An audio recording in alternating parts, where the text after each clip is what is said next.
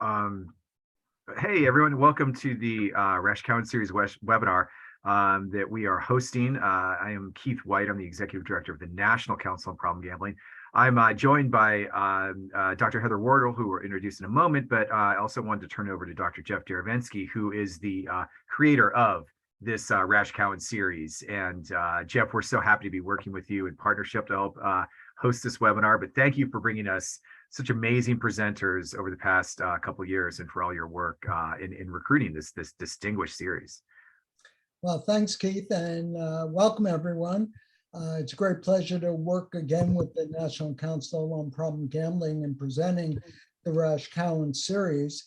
This is the first of 4 webinars that we'll be doing in the 2022-2023 academic year. And we'll talk a little more about that at the end of the next webinar. But right now, without wasting much time, I'd like to introduce Dr. Heather Wardle, who's a reader in social sciences at the University of Glasgow.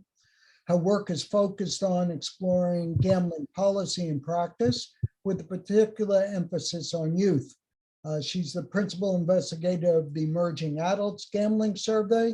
We recently published her first book looking at the intersection between gambling and gaming. She has also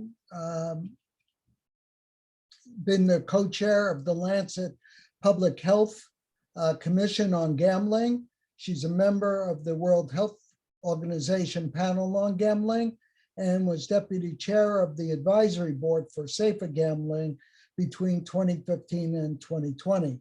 So it's my great pleasure to once again welcome Dr. Wardle to the National Council and to our center, and we look forward to hearing from you. Thank you. Thanks, Jeff. Thanks, Keith. Just to say thank you so much for inviting me to be here today and to come and talk to you. It's actually been a brilliant opportunity to start pulling together lots of different pieces of work that I've been doing over the past 4 or 5 years, and also a bit of an advertisement pitch for the Emerging Adults Gambling Survey, which I'm going to talk about in more detail as we go through. But that's something that I've been working on for the past, oh gosh, when did we start doing it? 2019, sort of past 3 or 4 years. And there's lots of data, and there is more data than I can cope with.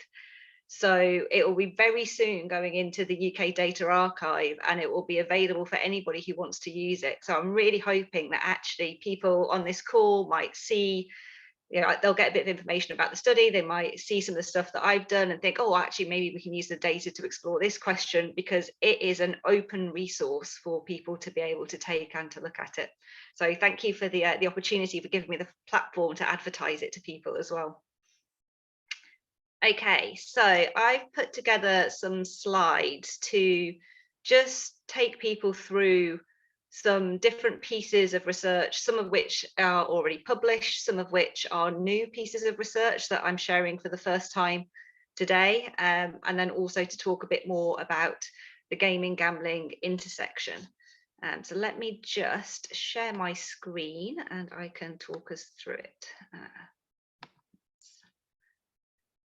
There we go.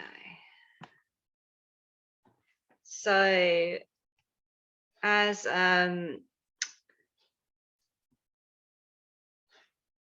Jeff said, oh, now why? There we go. Sorry, technical issues. What I'm going to talk about a bit today is on the gaming gambling intersection, but also, as I said, I'm just going to use the opportunity to talk a bit more about some new things that we've been doing, which don't necessarily relate into this, but are all focused on youth gambling behaviours. And youth is it's broadly defined, kind of going up to around the age of 20-25. Jeff has already given me a great introduction, but just to go over some of my disclosures here. So I previously worked on various projects actually funded by GambleAware up until 2019, but since 2019 I'm now completely independently funded by organisations like the Wellcome Trust, who are a charity in Great Britain who focus on funding health research, and the UK Research Councils and the Gambling Commission. And whilst I do some consultancy work, it's only ever for the third sector and government. It's never for the gambling industry directly or indirectly. Okay, so now that bit's over and done with, what are we going to cover here today? Well, first, I thought I would talk a little bit about gambling amongst young people in Britain, and particularly our experiences and what we know about the impact of the COVID pandemic upon youth gambling behaviours, and thinking about what kind of long tail the pandemic might have had on young adults going forward. I also want to touch on a bit some new analysis. It's so new and hot off the press. I only finished running it about 2 weeks ago, so it will have a disclaimer around it that this is yet to go for peer review and things may change, but particularly around the evidence of suicidality and its association with changes in gambling behaviour. And also just picking up on some kind of critical questions that when we come to talk about youth, what kind of products are we looking at that are potentially the most harmful? Of course, this is all from a British perspective. And again, this analysis is currently under review with the journal. We've done the first round of revisions on it, and we're waiting for the next lot to come back. So again, there are some disclaimers still to hold around that analysis, but it gives a kind of flavour of the sorts of things that we're attempting to do with the data sets that we've got. And then I'm going to move on to talking much more about the intersection between games and gambling, and what does this mean, and what are the risks associated with this, and kind of ways of thinking about this, and what this might mean going forward. Okay. So as Jeff said, I'm leading a study called the Emerging Adults Gambling Study. And this is a 3-wave longitudinal survey of young adults aged 16 to 24. Now, we first interviewed them back in 2019, and we had 3,500 participants. And the idea was that we would follow them actually originally just for 1 year, and just to see how gambling behaviours change. And that was the whole purpose of the study. And of course, the pandemic then happened, and we had to quite rapidly rewrite and change our focus and think about, well, what's the impact of this?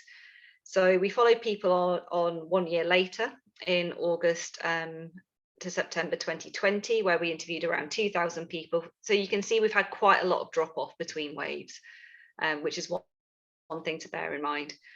And then we got some funding to go back and re-interview people another year later, so back in August to October 2021. And this time we managed to re-interview just over 1,100 people. So again, quite a bit of drop off between the survey waves. But what it does do is it gives us an opportunity for those 1,100 that have taken part in all 3 waves, is to track their behaviours over time. And we can look at the relationship between their gambling behaviours and their experiences of the pandemic. One of the things I will say about this survey data set is that our initial recruitment comes from an online panel. So it's a non-probability starting point for our sample. Which has particular implications for when we're talking about prevalence estimates. There will be errors in, they're not generalizable to the whole population of our 16 to 24-year-olds. But because the way we're trying to use this data set is more around how do we understand gambling's relationship with experiences of pandemic, or gambling's relationship with suicidality, panel surveys, particularly well-designed ones, tend to perform better at that kind of analysis, but you still need to keep those limitations in mind. The reason that I'm saying that is that this is all 3 waves of the data will be going into the UK data archive. And as I said, there is more data here than I can cope with in terms of analysis. And there is so many opportunities to do some interesting stuff with this, but you need to be aware of what the limitations are. So if anybody on the call is on the webinar is interested, I would always be really happy to have a conversation with you about what is the best way to use this data and so on. Okay, so So one of the things that in the Wave 2 questionnaire, which was broadly about 4 or 5 months into the pandemic, we suddenly we had a quite short period of time to redesign our questionnaire. I think it was about a month before we had to redesign the questionnaire and test it and get it programmed. And we included a suite of questions about people's COVID-related circumstances. So we were looking at changes in things like the amount of boredom, loneliness, conflict with others that they'd experienced, whether people had more free time, and whether they experienced more stress since the COVID-19 outbreak. We also looked at what things varied basically in people's circumstances. So changes in their financial situation, how financially comfortable they were, whether they became unemployed, whether they had to leave education and so on. And we also looked at things around people's personal circumstances. So whether people had to move, for example. So we had, I'm sure in other jurisdictions this happened too, but we had a whole series of students, for example, who couldn't live independently during the pandemic and actually had to move back in with their parents, or they had to change their kind of cohabitation. We also looked at whether people had experienced bereavement and whether they'd experienced illness and injury as a result of COVID. So these are the kind of measures that were in the Wave 2 and in the Wave 3 of the questionnaire. And we've been looking at these, and particularly looking at the relationship between the onset of problematic gambling at subsequent waves compared to those who were compared with problematic gambling status at Wave 1. So if we're looking between Wave 1 and Wave 2 in particular, we can see that you were more likely to experience problematic gambling at Wave 2 if you had an experience of bereavement during that period of time. So your odds of experiencing problematic gambling were 2.9 times higher amongst those who'd experienced bereavement. Really interestingly, young adults aged 16 to 24 who had to move back home with their parents had odds that were 8.7 times higher of experiencing problematic gambling onset.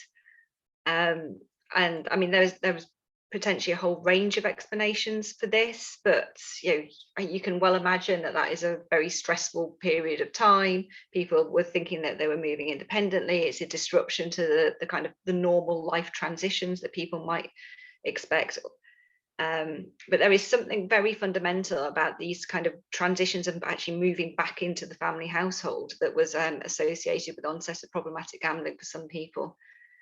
And people who had actually a great deal of financial insecurity, actually even prior to the COVID-19 pandemic, were much more likely to experience the onset of problematic gambling. Now, I think that point in particular, if anyone has been monitoring what's been going on in the UK over the past couple of months and have seen how our economy is nosediving and tanking, and the difficulties that we are now experiencing and are forecast to experience going forward, there are going to be a lot more people experiencing financial insecurity in the forthcoming year. And if that is highly related independently with onset of problematic gambling, then that needs something we need to be really attuned to. So the implications of this are really that I think there is going to be a long tail of impact of COVID-related circumstances upon gambling behaviours. We really do need to, as I said, the situation in Britain in terms of our economy going forward for the next 12 months is pretty dire. So we do need to understand how changing financial security interacts with gambling better. But equally, we can also see that these life events, and particularly the experience of bereavement, because what we have as a result of the pandemic is a cohort of youth who are now experiencing bereavement at a point in time when ordinarily they wouldn't experience it to that extent. And we can see a relationship with that, with with gambling behaviours, and that needs further assessment and thinking about. So what we might say is that the circumstances of COVID-19 upon this age group has kind of amplified both the types of people and the number of people who are potentially vulnerable to harms. Okay, so that was sort of one segment of giving you a flavour of what's in that emerging adults gambling survey. But what I want to do now is move on to a couple of other areas in that survey, so you can see the kind of other types of analysis that we've been looking at and doing, and potentially think about particular opportunities here. So one of the things that we've been looking at is what can this survey tell us about the relationship between the experience of problematic gambling and suicidality. Now, that is a huge policy topic in the UK, as I'm sure it is elsewhere. And there is a real call and a real need to better understand the fundamentals of this relationship. So in a prior study, when we just looked at the first wave of data, we found that men who experienced problematic gambling, aged 16 to 24, were 9 times more likely to have attempted suicide in the prior 12 months. And women were 4 times more likely. Now, that relationship took into account things like concurrent experience of anxiety, of impulsivity, of alcohol, of high-risk alcohol use, and still we saw the strength of that relationship. What we've done now, and as I said, this is one of the elements of analysis that is hot off the press, because we just completed it about 2 weeks ago, is we've been looking at how do we see this relationship play out longitudinally.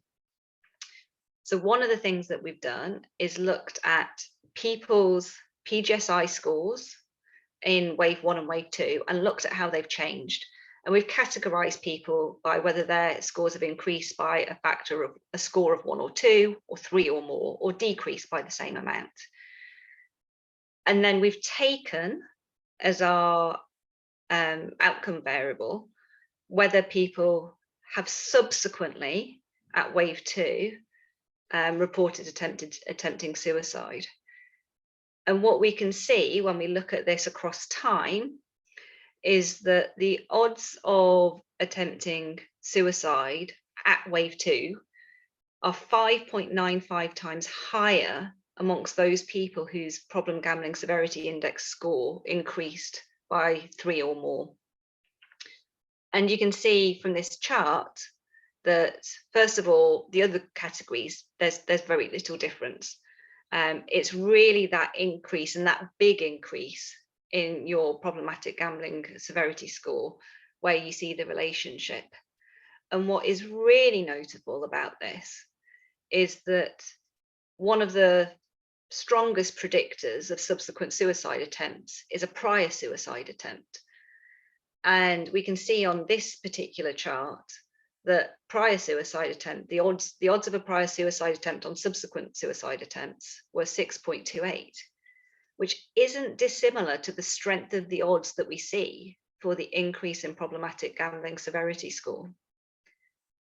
The other thing I would say here is we also took into account anxiety, personal well-being, loneliness, impulsivity, so that they were adjusted for.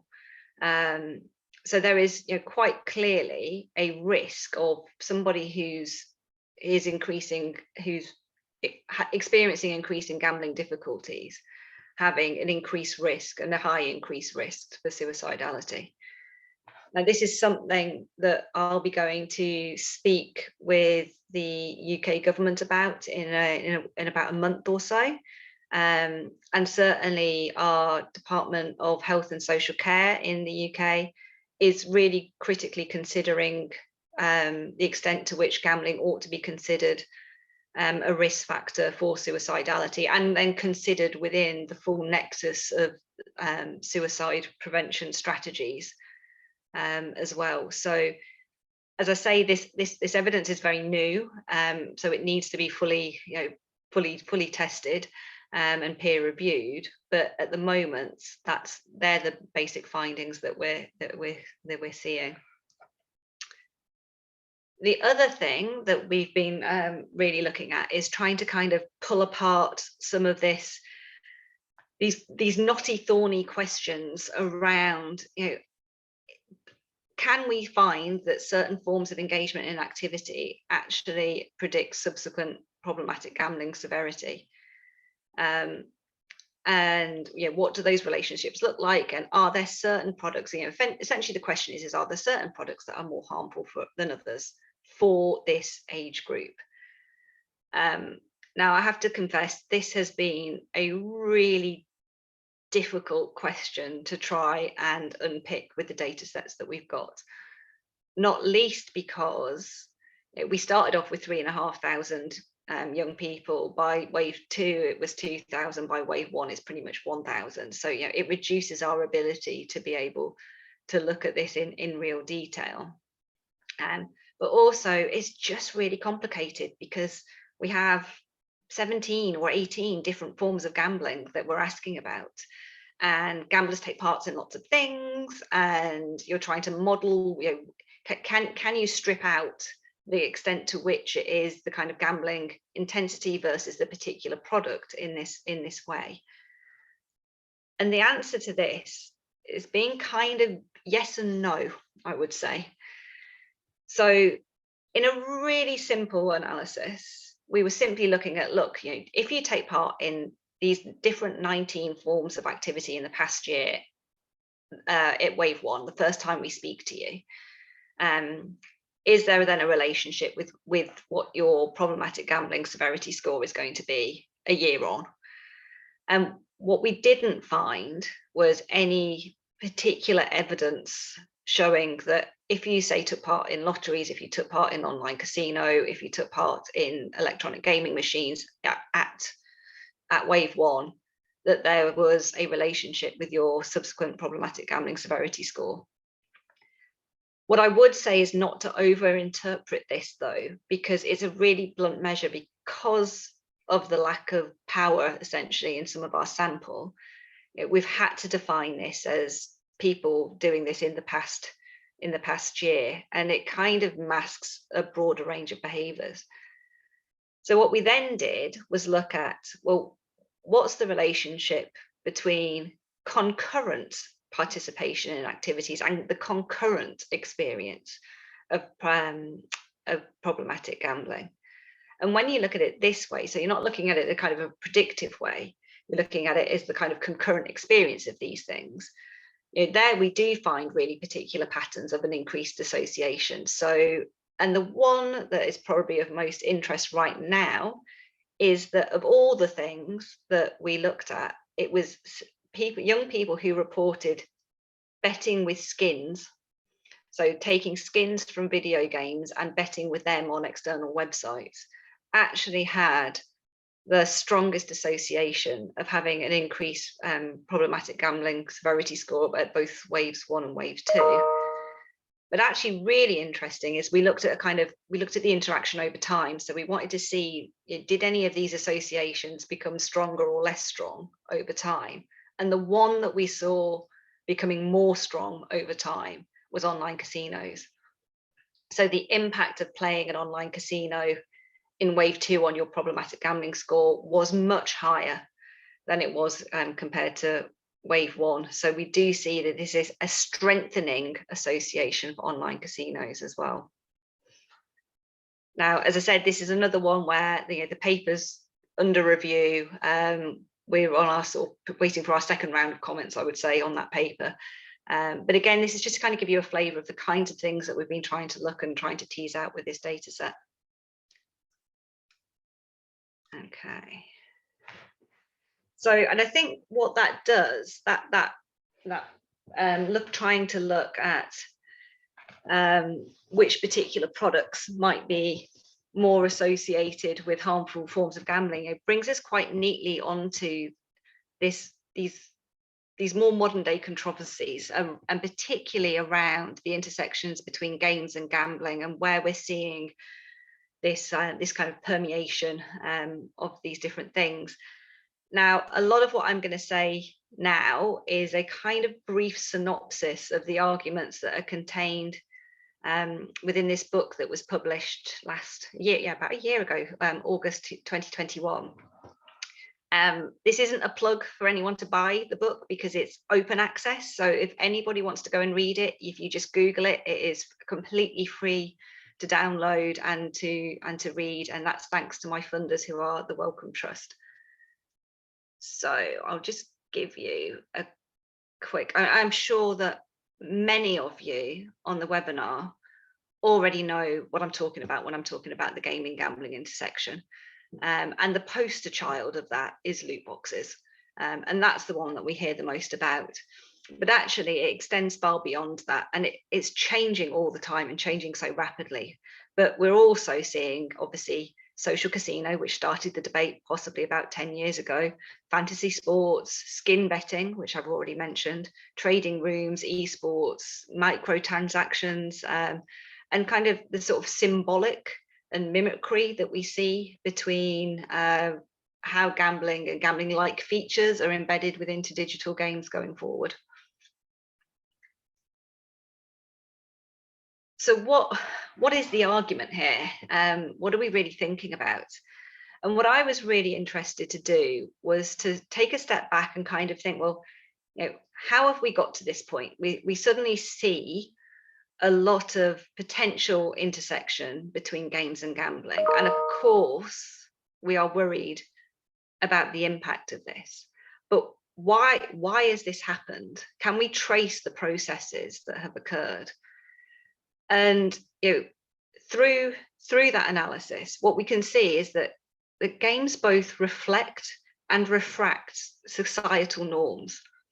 So when we look at how gambling has changed, and when we look at how gambling has become more normalized, and we can see that it's become more embedded within everyday cultures and lifestyles, the embeddedness of that within games makes complete sense, because games draw on what is happening within broader society and social and cultural contexts for their inspiration.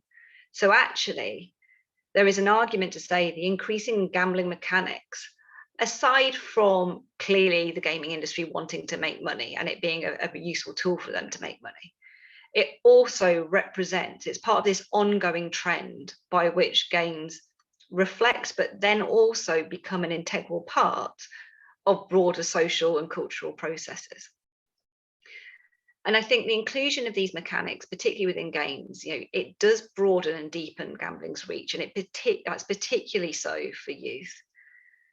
And the things that we need to be concerned about is this it's the commodification of play. So it's through these processes, the way that our notions of play have been overtaken by commercial practices. It gives rise to this whole range of circumstances by which it changes what we understand by play, because there are different power dynamics that are going on between consumers and producers.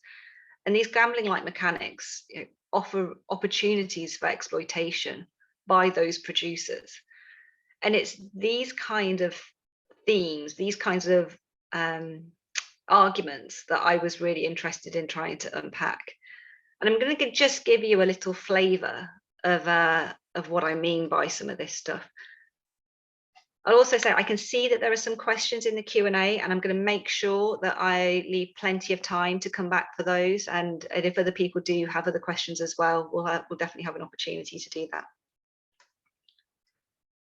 So, I mean, I just want to come back to this idea of games as a reflection of social processes. I mean, I had an absolute blast doing the research for this element of the book, just really combing back over, well, how do the games of different generations reflect what we understood was going on in society in that time? So if we look at like the Game of Life is a brilliant one. So the Game of Life being produced in the early 1960s.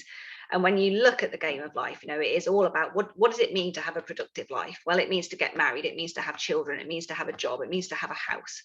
And it was really, really doubling down on kind of the stereotypes of what a successful life looked like.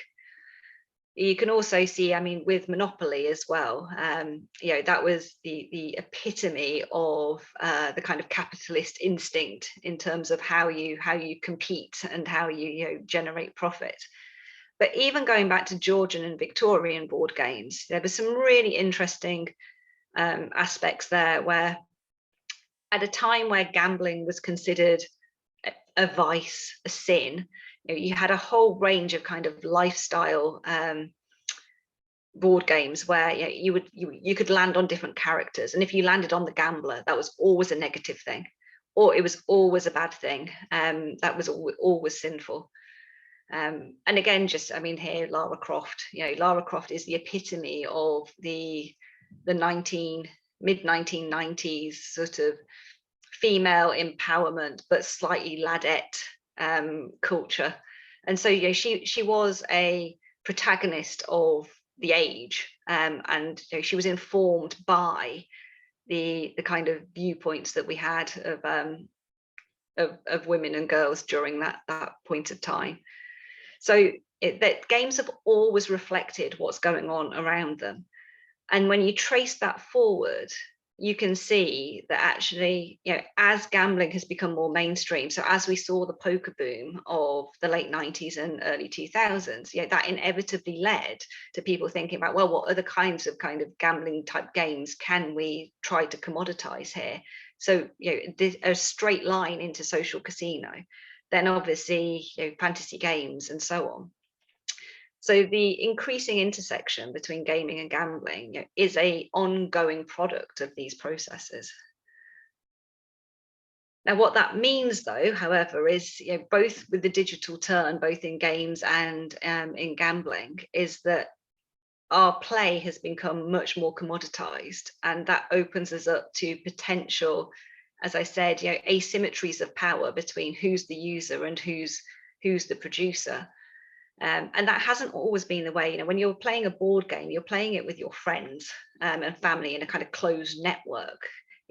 Yes, your brother, in my case, could be very exploitative in the way that he played Monopoly, but typically, it was within the confines of a sort of a safe boundary.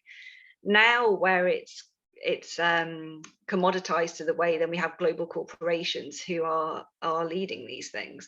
It does add an extra layer of complexity and potentially concern onto this. Now, I did a lot of focus group work with young people to inform the book, and particularly, we were unpacking the differences of how they understood the differences between gaming and gambling, and particularly this notion of did it matter that their things that they were winning were virtual? Mainly to that, the answer was no. It's these virtual things had value to them, and the value might not be monetary, but it was social and it was cultural, and therefore it was meaningful to them, and that they were taking something of meaning to them to use as collateral. It meant the mechanics for them still felt very much like gambling. And we also asked them a lot around well, why do you think game developers are using these kind of monetization practices, but also these kind of gambling-like practices? And these are just some quotes of things that people said. And they said, well, they know it because they know we'll do it. They know we need it. And this quote in particular, sometimes it looks like they can control you. It can make you do stuff which you wouldn't normally do. It's a way of keeping you in the game, keeping you spending money. And what's really striking here is how much actually the young people were aware of the levels of control that are exerted through these mechanics upon them, but the kind of agency they ascribe to the game and to the algorithm and to the producer that they have, the control that they have over them. They know that we need this. They know, therefore, they'll know that we do it. And that dynamic, I think, really gives rise to areas of concern, not just for the intersection between gaming and gambling, but also about how certain aspects of gaming are developing more generally. And I think, you know, this really intersects with this then complicating what our notions of play are. Because if we go back to original theorists about what it means to play, they were operating in a very analog perspective, whereby, as I said, you know, play happens within sort of fixed boundaries and fixed groups and communities. And notably, at the end, once your play finishes, everything goes back to as it was. There's no gain, there's no kind of material consequences. But that doesn't happen anymore with the way that these digital games have been developed. And it certainly doesn't happen anymore with some of the gambling-like monetization practices. You know, at the end of it, things don't go back to the way it was. Some people have won, some people have lost, some people have gained skins, some people have gained virtual currency, some people have lost these things. And that's really challenging for us because, and I found it really challenging when thinking about this, because, you know, play is so important to development and to understanding and education. You know, my little girl is 6 and her whole school life is still revolving around learning through play. And yet what we understand by play and the way that it's changing when it's become commodified in this way gives rise to, you know, potential exploitation of those practices and potential ongoing different consequences for youth going forward. And so I think that's, you know, this is where the debate around loot boxes and the gaming gambling intersection is really pertinent, because it is about what kind of principles and practices are we wanting to teach our children going forward and to embed within their life at an impressionable age. And this is where I think there are certainly areas of concern. And I think what we need to do is start mapping out, you know, because we can't be concerned about every single practice. And there are some practices that we might be more or less worried about. And I think we need to start mapping out a bit of a framework of where we might find particular things more or less concerning. And, you know, things like power, you know, who has the power in these relationships? Is it the producer? Is it the consumer? Where does that power dynamic exist on a spectrum? How are producers influencing consumers? Is it clear? Is it transparent? Is there algorithmic uncertainty over who's being offered what and what the outcomes of these things might be? Now, that's different from chance. This is about an algorithm being programmed to specifically take information about you and offer particular, you know, ramifications based on that insight.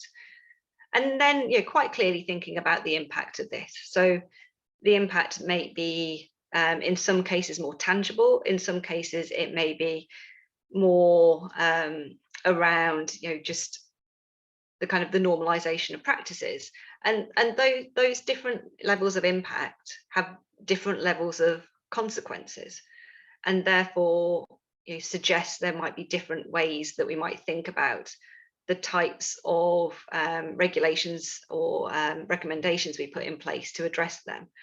So I do think we should always take a step back and think about, you know, how is that influence being exerted? Who has the power? Who has the control? And what are the kind of more tangible impacts, before we perhaps to try and think about a more nuanced set of responses to these things. But this is the reason why I feel we need to do this, which is a quote that I've taken from the book, which just says, you know, if the permeation of these features, and by these features we mean the kind of gaming gambling intersection, is symptomatic of the changing status of gambling within Western economies, then the inclusion of that within digital games actually has the power to reinforce these values. So it becomes this kind of self-fulfilling cycle, whereby society has changed, games reflect that, games then reinforce that.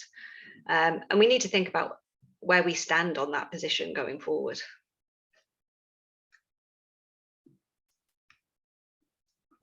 So the implications of all of this, I think, are, yes, there is an ongoing debate about loot boxes, and certainly that's happening in the UK. And I can talk a bit more about that if anyone has particular questions on that. But they're not the only processes that we need to be attuned to. I think there is a real call for game designers to really realise they're treading into quite difficult territory by experimenting in things that are normally part of the regulated market, and that improbity from gambling producers will reflect on gaming producers and vice versa. And that perhaps, what we really need to be thinking about is what is the range of player protections and the circumstances that are more likely to give rise to harms in this context. And that was a whistle-stop tour through lots of things I've been working on over the past 5 years or so. Again, as I say, I just wanted to give you a flavour of the kind of work and research that myself and my colleagues have been doing, and to give a bit of a plug for the Emerging Adults Gaming Gambling Study as a resource that will be available very early 2023 for people to be able to use. So I will stop there and we can open it up for questions. Well, thank you very much, Heather. That was a wonderful glimpse of your book and your thinking along these lines. There's been a lot of controversy, obviously, around the idea of loot boxes. You and David Zendel have written quite a bit about that. The UK Gambling Commission actually has addressed the issue, and they've kind of left loot boxes alone for the time being. Other jurisdictions are starting to take it more seriously as a precursor for gambling-related problems. What recommendations would you give to parents? Well, I mean, it's interesting because actually what's happened in Britain has been that the Department of Culture, Media and Sport did an evidence review around loot boxes, which I was involved in. And our recommendation on that evidence review was that loot boxes ought to be age gated and not available to anybody under the age of 18. We were quite clear on that point. The Department of Culture and Media and Sport have taken a different line. They've said that actually what they should do is it should be up to parents, and parents should be enabling these features and they should know about them. I'm slightly concerned about pushing the onus. I'm more than slightly concerned about pushing the onus onto parents.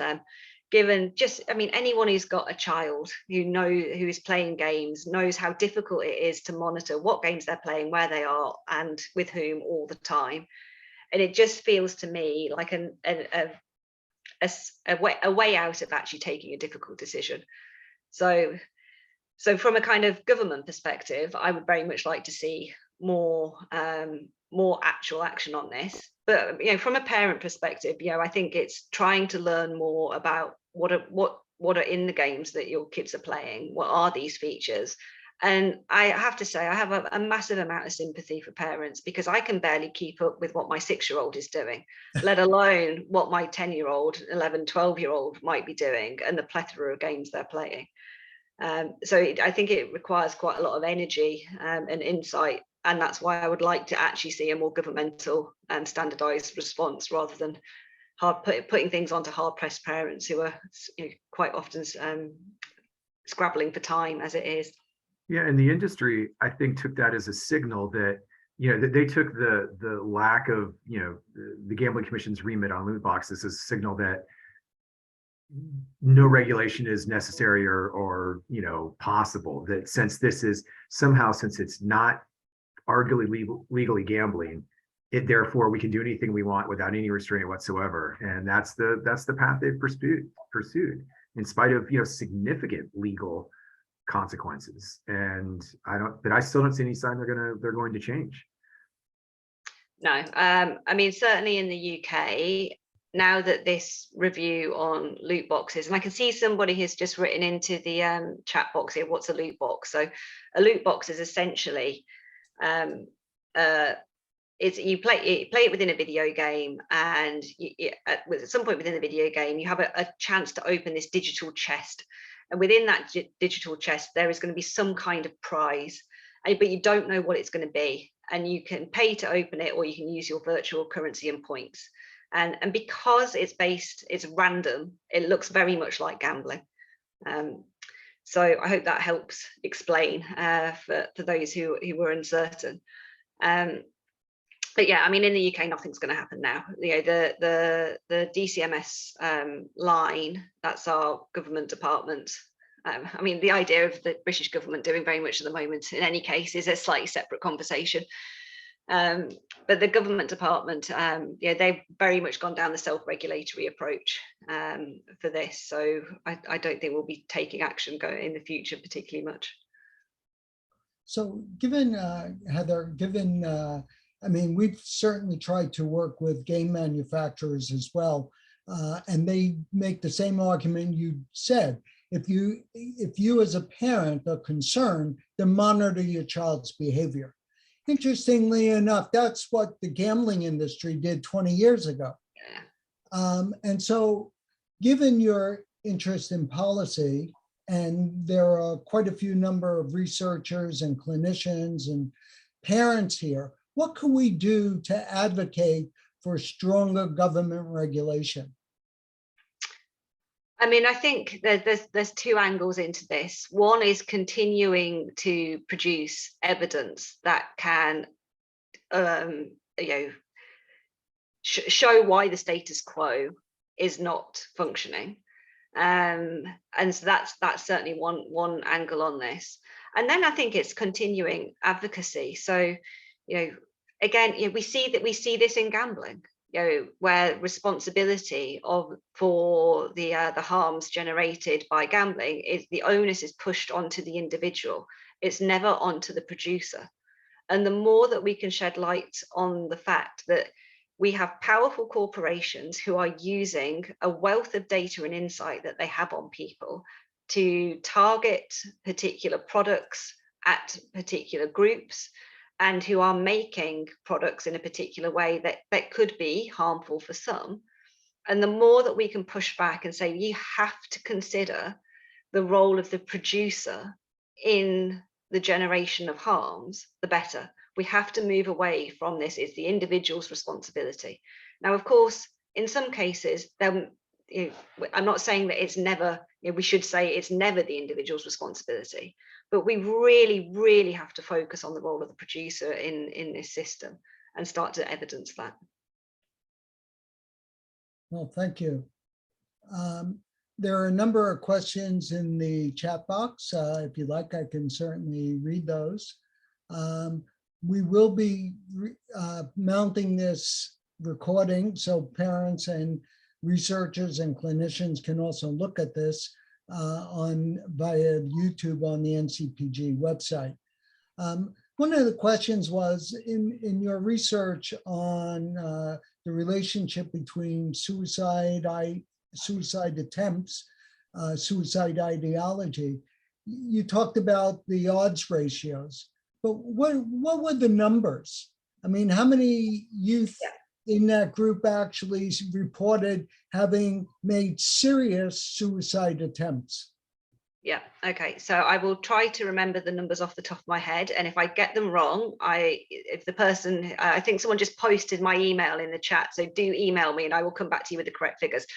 But if I am right, I think on our first paper where we had about 3,500 respondents initially, I think in that paper there were around 60 young men and around 80 young women, or it might have been vice versa, who had attempted suicide in the previous 12 months. When we get down to wave 2, because obviously now we're down to having 2,000 people in the sample, I think overall we had 65 people in that sample who had attempted suicide in the past 12 months. Okay, well, that's interesting. So there is a question on esports. Teams are forced to grind for hours to get ahead. How can we convince high school teams that this practice is harmful to the player? Because one of the things we're finding in North America, more and more high schools or secondary schools, as well as colleges, are now starting to have esports teams. Yeah, it's it's really interesting, isn't it? And this fundamentally speaks to um I'm about to quote something which I've heard industry people say to me is you know, say if you were wanting to become a professional golfer, you have to spend hours and hours and hours and hours doing it. So in some respects, I can see the argument of saying, well, you know, if you want to become a really good esports player, you do have to practice and you have to do lots and lots of put in the hours to be able to do that. I do think, with all of these things, it's about, well, in some respect, it's being clear about what your probability of success is. I mean, realistically, how many people actually make this? And then also, what is it taking you away from? So what's the opportunity cost on some of this stuff? And being really clear and open and transparent about that. Because there is certainly actually just when I was rereading some of my focus group transcripts, and one of the this was with boys aged 14 to 16, and one of the focus groups, we had a whole series of where the lads were ribbing each other because one of them said, oh, I want to be an esports professional, and the others were like, oh, that's never going to happen, and he was, oh, well, why won't it happen? And so it is something that people that young children are aspiring to. So I do think we need to be cautious though around what's the likelihood of success there. Yeah, I mean, that's a growing issue, especially here in Montreal, where we have many of the game developers. We not only have young people who want to be professional esports players, but they want to go into the gaming industry and develop games, as well as become professional, quote unquote, bloggers who blog about the game. And they feel that's a new way of making money going down the line. I was going to say, that's no bad thing. I mean, if somebody wants to be a game developer and has the technical skills to be able to do that, that's no bad thing at all. One of the interesting things that we found is some of these people who want to do that just wind up to be game testers. And so they just play the game, and they're doing looking at beta versions of new games or updated games that are coming out. And so they become very disillusioned and they become very disappointed after spending hundreds or even thousands of hours working on their game development skills. Yeah, that makes sense. So one of the other questions has to do with differences in loot boxes. There are some loot boxes that you can buy for virtual money, and others that require actual money. Have you found any differences in terms of your research? Yeah, so when we've looked at loot boxes, we had two different questions in the survey. One was about using in-game virtual currency to purchase loot boxes, and one was about purchasing loot boxes with fiat currency, actual currency. And in any of the associations that we saw with problematic gambling severity, it was always the loot boxes being purchased with actual currency rather than the virtual currency that was where the associations lay. Okay, well, thank you. We're just about out of time. I want to again thank you very much, Heather, for participating in this. I know it's a little later in your time than it is here, and we hope your daughter's not waiting too much for dinner. I do want to remind everyone that the next webinar in the Raschkowan series will be on November 17th, and Dr. Michael Wall from Carleton University will be with us, sharing his insights about gambling and problem gambling. And so I'll turn it over to Keith to say the last couple of words. No, I just want to say thanks again, Heather. Fantastic presentation. Like I said in the chat, highly recommend your book. I actually bought a hard copy of it because I wanted to keep it on my shelf. I think this is an extremely important issue. and it's a really important set of issues. And it's really, your book is a fantastic exploration of that. And it's a fun read too. So, kudos to that. It's a free download. So, we're not, no one's making any money off this. I also put your email in the chat for folks that want to contact you directly. I gave everybody a caveat that some of this data is brand spanking new and it's not been published yet. So, you can share as much or as little as you're able to. But again, we just really appreciate it. And thanks to Jeff, Lynette, everybody at the McGill Center, and especially to the Raschkowan Foundation for sponsoring this series. The revolution in Zoom and webinars has allowed us to bring top-notch folks, again, Heather from in the UK, to everybody here in North America, in a way that you would have had to travel a lot or pay a lot to be able to see. So I really appreciate that opportunity, and thanks again to everybody for being here. Thanks to all of those of you who participated, and look forward to the recording. You can access it through the member portal on our site if you're a member of the National Council, or Youth Gambling International's YouTube channel. And with that, we'll say thanks again, one and all, and we look forward to the next seminar in December. Thanks again, Thanks, Heather. Thanks, Jeff. Thank you. Thanks, everyone. Bye. Bye.